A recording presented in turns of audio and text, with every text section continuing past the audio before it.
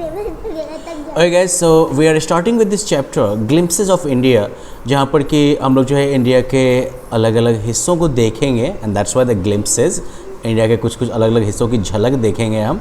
And this chapter has actually 3 segments.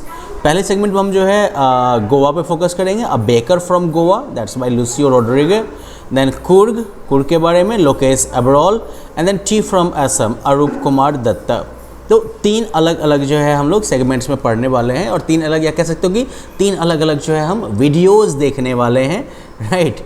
I mean क्योंकि ये description जो है वो इतना डिटेल्ड है that it does not look like like a snapshot, it's more like a detailed video. Okay, तो हम लोग सबसे पहले देखते हैं अ बेकर फ्रॉम गोवा। ओके, यहाँ पर हम लोग जो है गोवा के बेकिंग कल्चर के बारे में पढ़ेंगे। ये जो है पेन पोर्ट्रेट हो गया। पेन पोर्ट्रेट मतलब जहाँ पर आप लिख के वर्ड्स के थ्रू जो है एक डिटेल्ड पेंटिंग तैयार करते हैं एक ट्रेडिशनल गोवा के गांव, ट्रेडिशनल गोवा के विलेज बेकर की, जो कि सोसाइटी में अभी भी एक इम्पोर्टेंस प्लेस जो है एंजॉय करता है।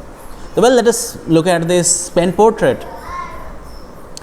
हमारे elders, our elders are often heard reminiscing nostalgically about those good old Portuguese days. Reminiscing मतलब तो होता है याद करना, और नॉस्टैल्जिकली, नॉस्टैल्जिया का मतलब होता है जब आप कोई चीज़ मिस करते हैं। Like when you grow old you miss, you नॉस्टैल्जिकली remember your childhood. आप जो है नॉस्टैल्जिया के साथ जो है अपने चाइल्डहुड को याद करते हैं आप, ठीक है। तो वैसे ही जो है नैरेटिव शुरू होता है कि हमारे एल्डर्स जो हैं वो अक्सर सुने जाते हैं लाइक फॉन्डली जो है याद करते हुए वो good old Portuguese days. Okay, खास करके पोर्तुगीज, और जो उनका फेमस जो ब्रेड का लोफ होता था, ब्रेड, ठीक है, तो उसको याद करते हैं। अब वो जो लोव्स के ईटर्स जो थे, उन ब्रेड लोव्स को खाने वाले जो थे वो शायद गायब हो गए होंगे। वैनिश मतलब गायब होना, लेकिन जो मेकर्स हैं, जो बनाने वाले हैं, वो अभी भी हैं वहाँ पे। ओके, तो आई मीन हम लोग के बीच में अभी भी जो है मिक्सर्स हैं, मोल्डर्स हैं, और फिर वो हैं जो कि लोव्स को पकाते हैं।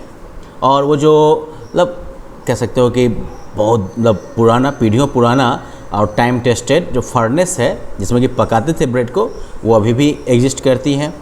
और जो फर्नेसेस की जो आग थी वो अभी भी जो है बुझी नहीं है। जो थर्ड और जिंगल होता है ट्रेडिशनल बेकर के बैम्बू का, जो कि उनके आने की सूचना देता है सुबह में, वो अभी भी कुछ जगहों पर सुनी जा सकती है। Okay, may be father alive नहीं है, लेकिन बेटा जो है वो अभी भी फैमिली प्रोफेशन को कैरी करता है।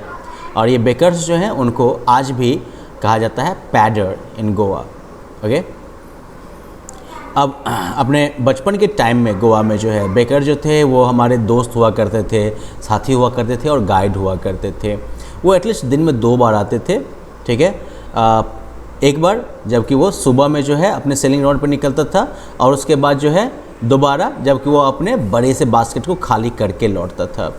और जो वो जिंगलिंग थर्ड जो था बैम्बू का, ऊपर में झुंझुना टाइप का लगा होगा, बैम्बू को पटकेगा तो वो झुंझुनाएगा नहीं, तो जिंगलिंग थर्ड जो होता था बैम्बू का, वही हमें नींद से उठाता था, और हम लोग जाते थे, उससे मिलते थे, उसे ग्रीट करते थे। ऐसा क्यों होता था? एक ब्रेड के लोफ के लिए ऐसा प्यार क्यों? नहीं, ऐसा नहीं था।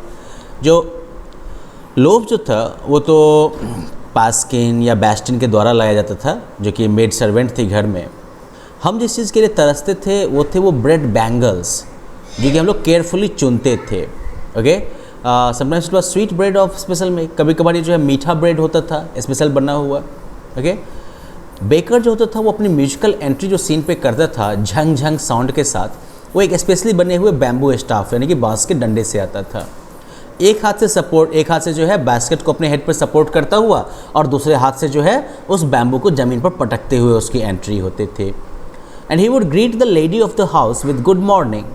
वो जो है, जो घर की जो भी लेडी होगी उसे गुड मॉर्निंग के साथ ग्रीट करेगा, और फिर उसके बाद जो है अपने उस बास्केट को जो है उस वर्टिकल बैम्बू के ऊपर वो टिका के रख देगा।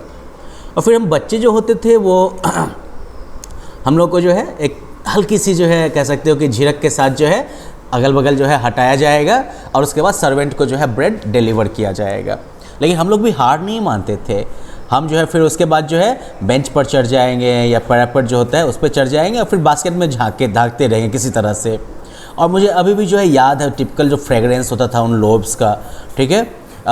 बड़ों के लिए लोब्स होते थे और बच्चों के लिए बैंगल्स होते थे। और हम लोग जो है उस समय में इनफैक्ट दांतों को ब्रश करने का या फिर अपने मुंह को धोने का भी जो है टेंशन नहीं लेते थे। क्यों करें भला हम, राइट? आई मीन कौन जो है आम का पत्ता तोड़ के जो है टूथब्रश बनाएगा, और फिर ये इतना ज़रूरी भी क्यों है कि नहीं? आखिरकार टाइगर भी तो अपना दांत साफ़ नहीं करता, और फिर जो हॉट टी है वो तो सब कुछ धो देगा, साफ़ कर देगा नाइसली, है कि नहीं? तो इसलिए वेल चलो जो शादी के जो गिफ्ट वगैरह होते थे ना, वो भी जो है एक स्वीट ब्रेड होता था, बोल नाम का, बोल से कहता था, तो उसके बगैर वो भी मीनिंगलेस होता था। या फिर ठीक वैसे ही जैसे कि पार्टी या फिस्ट जो होगा वो बिना ब्रेड के जो है उसका कोई चार्म नहीं होगा। अब इसे अब कुछ भी कहा जाए तो वो काफ़ी नहीं होगा ये बताने के लिए कि बेकर जो होता था वो एक गांव के लिए कितना इम्पोर्टेंट होता था।